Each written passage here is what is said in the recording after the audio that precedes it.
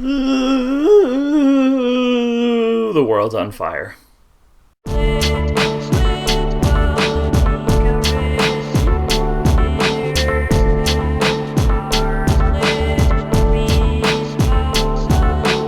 Hello Internet, this is Olin from What I'm Listening To. Hope you all are continuing to stay safe, stay healthy, keeping those hands nice and clean, and you are wearing that mask when you go outside, because we're still in a pandemic whether you like it or not. Today, we are doing another edition of New Editions, the show where I talk about new editions that I am adding to my CD collection. I do not have the New Editions lunchbox because it's in my car, and I was gonna go and grab it before hitting record on this video, and I forgot. So there's not gonna be a box. I have the CD sitting next to me. We're just gonna pull them out randomly. So, with all of that being said, let's get started. Why am I doing that? That's super weird. And the first album I have for you today, I have Gorillaz, Father, Son, and Holy Ghost. This is a band that hailed from San Francisco, actually. Their last album before this one is amazing. It is so very good, just excellent alternative rock. And the reason I bought this album is because just recently I re-listened to that last album and was reminded by how good it was, so I wanted to get this because I hadn't listened to it. But I mostly bought this because the band's bassist and primary producer just recently passed away, and it's so very sad because he was not that old. He should not have died at his age. So I thought, what better way to honor his death by buying an album that he performed on and also produced. I have not listened to a single thing off of this record, but if it's anything like the album before this, I'm sure I will love it. And also, Christopher Owens, if you're out there and you're watching this, hope you're doing well, pal.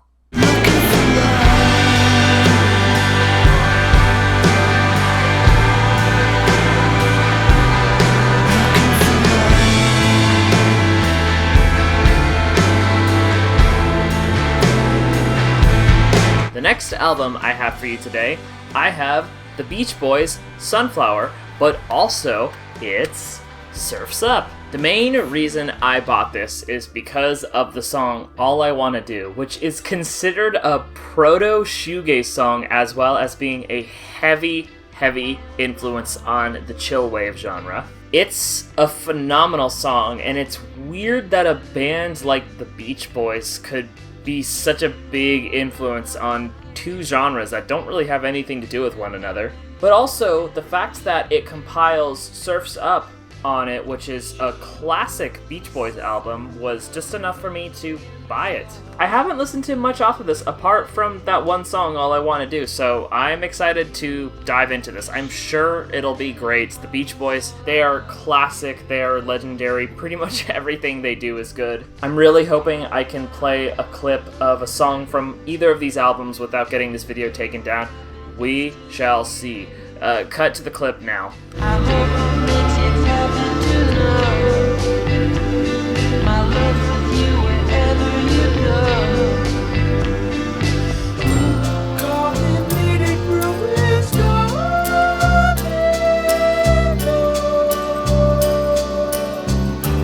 Doing a 180 from the Beach Boys, the next CD I have for you today, I have Hoobastank's very first album. Okay, I know, this is incredibly embarrassing to be showing this CD off on a video, but I can't help myself. Their album, The Reason, is memed to such an egregious extent, but honestly, if you can get by that song, the rest of the album is pretty damn good. I listened to that album so much when I was younger, and I also listened to cuts off of this album just as much. Songs like Running Away were staples to my emo phase, as well as the song Pieces, which I think is a bit of a deeper cut, but it's still one of my favorites off the album. This is one of those CDs where you can find in the dollar section of your record store, and honestly, if you consider yourself somewhat of a fan of the band, it's worth picking up for $1. Come on now. It's good, melodic, hard rock music, and I love that kind of stuff. But yeah, anyways, classic album, great songs on here. Running Away is good, Crawling in the Dark, also very good. It's a solid album.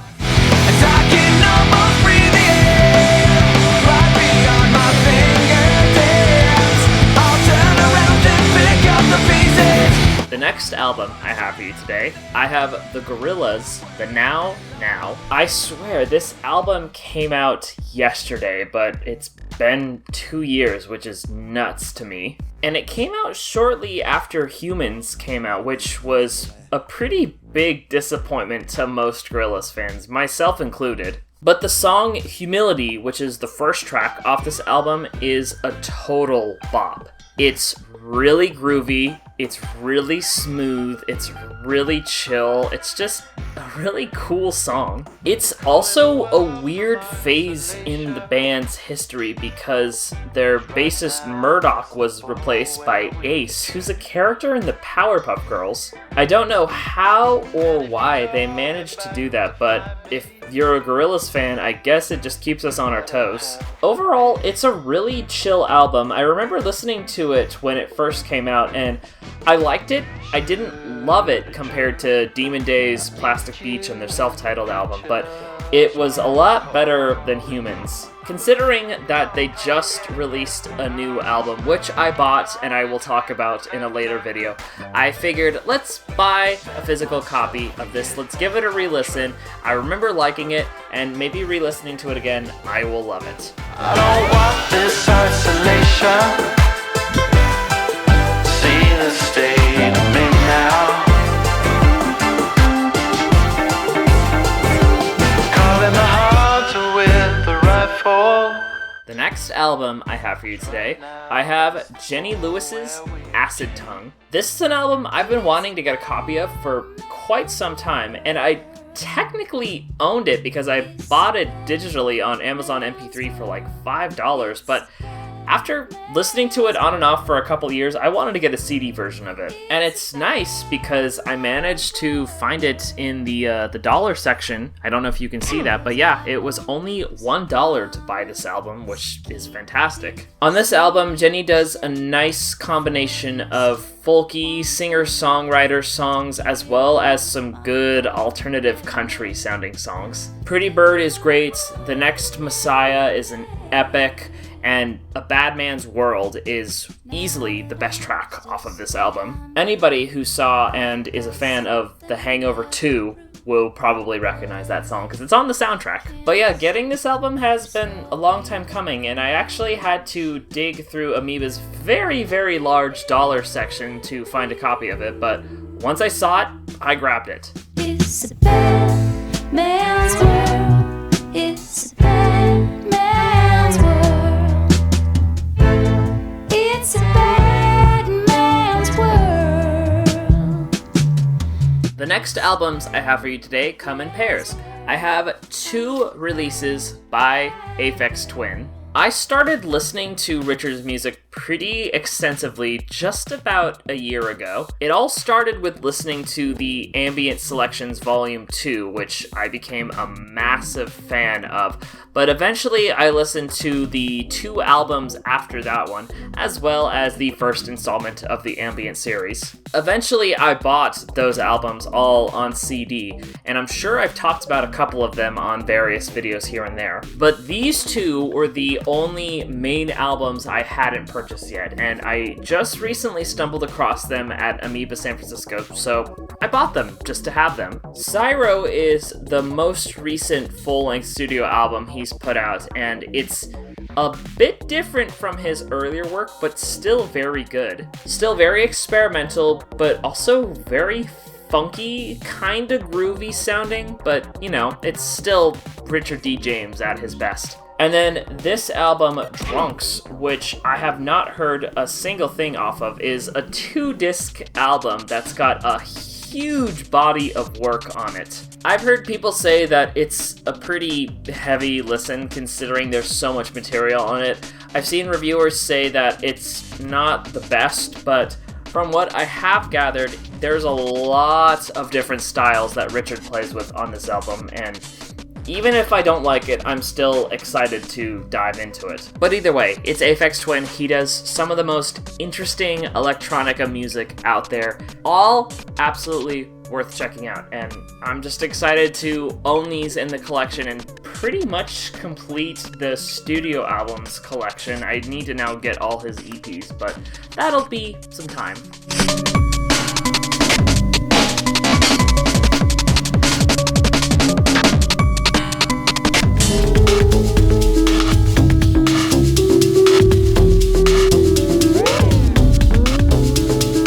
Next albums I have for you today also come in pairs. I have 2 albums by Emma Ruth Rundle. I slept on Emma's music for the longest time, and I'm kicking myself for doing so because I'm just now listening to them, and my fucking god, it's so good. I guess the best way to describe her sound is think of Chelsea Wolfe, but not gothic. Heavy music that's very atmospheric, just minus the goth. But between these 2 albums, there's actually some stylistic differences. This one is a little bit more folky and a little bit more ambient sounding, and I think so far it's my favorite. The melodies and the riffs imply some heaviness, but it never seems to get as heavy as you would hear in like a doom metal album. And this could be a doom metal album if Emma decided to make the songs more doomier and with a more heavy approach, but instead she kind of holds herself back, and there's something about doing that that just makes these songs so addicting. Meanwhile, this album definitely gets into a more rock territory. It's still subdued and could be doomy, but again, it's just not quite there. There's like an implication that it's doomy, but it doesn't let itself get as heavy as you would hear in like later Chelsea Wolfe records. I'm gushing over both of these albums. I've been listening to them non-stop for a couple of days now. I am definitely gonna buy more material by Emma, because god damn, I cannot get over how good both of these albums are.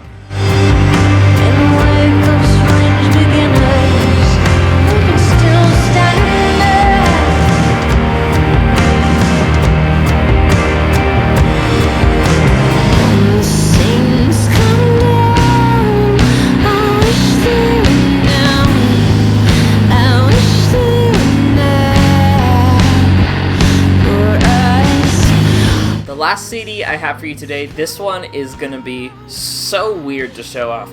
I have a Linkin Park bootleg. This is Rarities Volume 1. I stumbled across this at Amoeba not too long ago. It was only $4.99. It has the import. Oh, can we see it? Please focus, please focus. There we go. It has the import and CDR sticker on it. So it's unofficial, and it's definitely a bootleg, just based on the quality of the artwork, but I could not help myself to get it. It includes some demos, it includes the Hybrid Theory EP, and it includes some live recordings taken from an Orlando show in 2000. The main reason I bought this is because of the song Assault, which is a demo of their song A Place for My Head. This goes pretty deep, so bear with me when I tell the story. When I was in middle school and was just obsessed with Linkin Park, freshly obsessed, I had just gotten a copy of Hybrid Theory and Meteora. Minutes to Midnight had not come out yet, but it was in pre-order status, which I was hyped about. I was doing some research on the band and discovered Assault, the demo of A Place for My Head, and was blown away by it. The structure of the song is still very similar to that of the album version, but the rapping is far different. It's faster, the lyrics are a lot more different, but I liked it a lot more. And because also this was during the LimeWire days, I remember seeing that song float around on different sources, and the MP3 that I had, I loved, and I think I even made a stupid video that included it. That video has since been removed from the internet because it violated copyright rules, so I'm sorry I can't show a clip of it. But fast forward to today, Hybrid Theory is celebrating its 17th anniversary, and the band decided to release a super deluxe edition of the album that includes the Hybrid Theory EP, a bunch of other EPs that predates Linkin Park.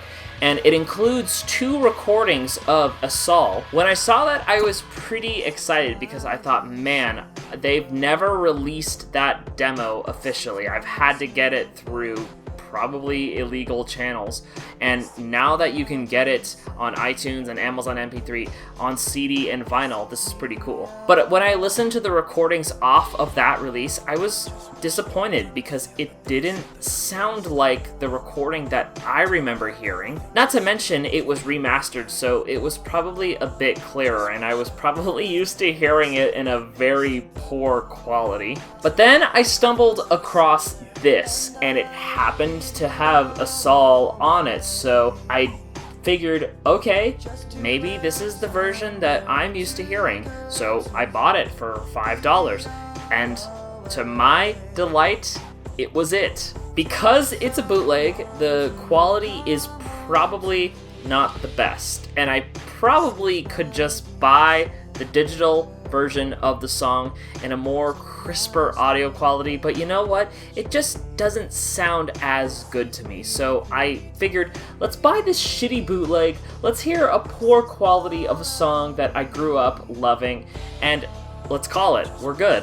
I'm satisfied. And aside from that song, there's some other good stuff on here. My December is on here, which is one of my favorite Hybrid Theory B-sides, which I wish was included on the original release, but you know what, they had to make cuts, I'm sure. The live recordings taken from the Orlando show are not the best. Definitely way worse than the other stuff on here, but it's extra content and I respect it for being there. I guess at the end of the day, this is worth it for me just to relive listening to Assault for the first time in years. But I also have a soft spot for bootlegs. I know this is really stupid to own. I know it just looks incredibly corny and poorly produced, but it's just one of those fun things where if I had someone thumbing through my collection and they saw this, they would be like, what the hell is this? It's just a fun story. So thank you, Amoeba San Francisco, for having this in your store. I'm sure you were not expecting anybody to buy it, but then came me, and I bought it,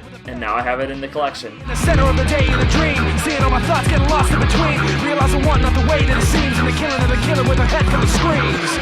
I wanna live in another place where no one can say that I live for them. Alrighty then, Internet, that does it for me.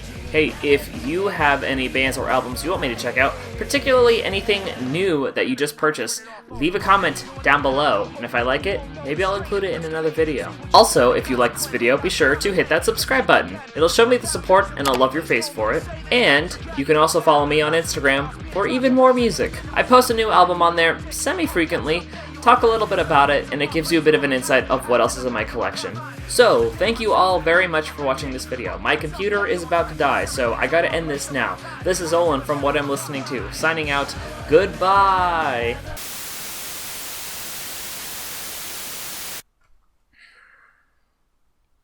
Oh, you're still here. Okay, I have one more CD for you, I guess. I have Liturgy's H.A.Q.Q, or Hack, depending on how you want to pronounce it. I literally just got this in the mail. This is the latest Liturgy album that was technically released last year, but physical versions of it didn't come out until early 2020. I'm a huge fan of this band. I love their first 3 albums, and this album, when it was first released, came to surprise for all of us. They just kind of dropped it on their Bandcamp out of nowhere, and it's awesome. Naturally, the physical releases were coming a little bit later, and I kind of figured, well, when they finally drop, it'll be easy to get a copy, right? Wrong. It was actually kind of a bitch to get a copy of this. It took me up until recently to finally get a copy of this. It seemed like the only way you could get this on CD was either through Discogs or eBay and nowhere else. But I finally managed to get a copy of it, and I'm really excited to add it to the collection. And they have a new album on the way now. I want to say it comes out later this year, so that's exciting. Getting a physical copy of that one might be kind of annoying too, we shall see, but I haven't even opened this one up, so this is an exclusive. Let's open it up on this video, see what's inside. Get rid of the plastic wrap. There's the cover. It's a very simple digipack with that artwork there. That might be it. Oh, there is a booklet. Yeah, just a nice little pages for lyrics. And the disc. There it is. Very, very minimal. Nothing special here. Yeah, I'm excited to own this on CD finally. It's been kind of a long time coming. Almost a year since it's been released, but finally have it. Can add it to the collection along with the rest of the Liturgy albums I have here.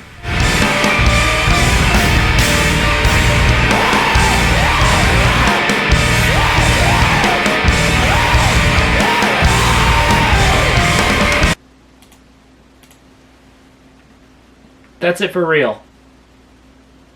Cut to the end screen, please.